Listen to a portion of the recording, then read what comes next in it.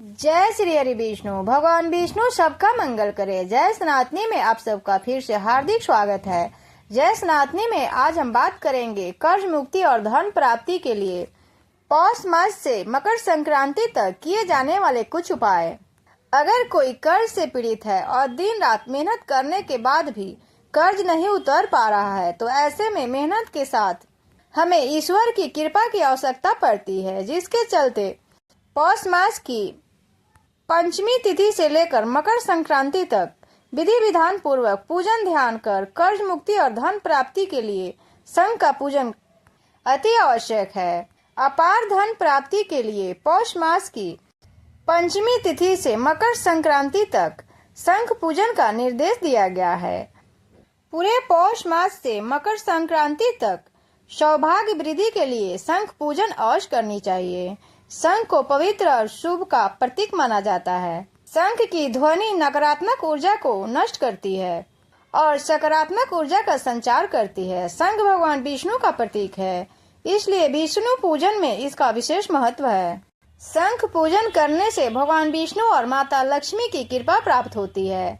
इस दिन से मकर संक्रांति तक शंख में जल भरकर भगवान विष्णु पर अर्पित करने से घर में सुख शांति और समृद्धि आती है। पूर्णिमा तिथि पर शंख पूजन से पापों का क्षय होता है और व्यक्ति के जीवन में शुभ फल की प्राप्ति होती है। शंख को नियमित रूप से बजाने से फेफड़े भी मजबूत होते हैं। पूरे पौष मास में मकर संक्रांति तक शंख में तीर्थ स्थान का जल भरकर विष्णु सहस्त्रनाम अथवा गजेंद्र मोक्ष का पाठ करना चाहिए। उसके पश्चात शंख में जल भरकर पूरे घर में इसका छींटा करना चाहिए। ऐसा करने से घर का वास्तु दोष दूर होता है तथा माता लक्ष्मी का आगमन होता है तथा सौभाग्य धन वृद्धि के लिए खुलते हैं। मकर संक्रांति के दिन लक्ष्मी पूजन करते समय दक्षिणावर्ती शंख की पूजा अवश्य करनी चाहिए। दक्षिणावर्ती शंख में पूर्णिमा के दिन साबुत चावल भरकर रखने से घर के भंडार भरे रहते हैं।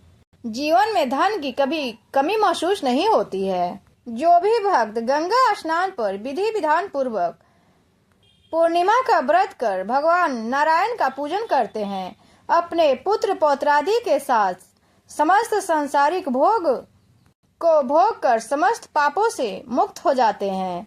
सनातन धर्म में मार्गशीर्ष पूर्णिमा के एक माह पश्चात पौष पूर्णिमा पर माघ स्नान का शुभारंभ होता है।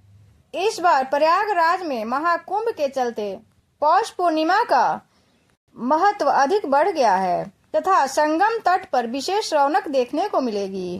कर्ज या ऋण का होना जिंदगी को मुश्किल में डाल देता है। कर्ज मुक्त जीवन ही सबसे खुशहाल जीवन होता है।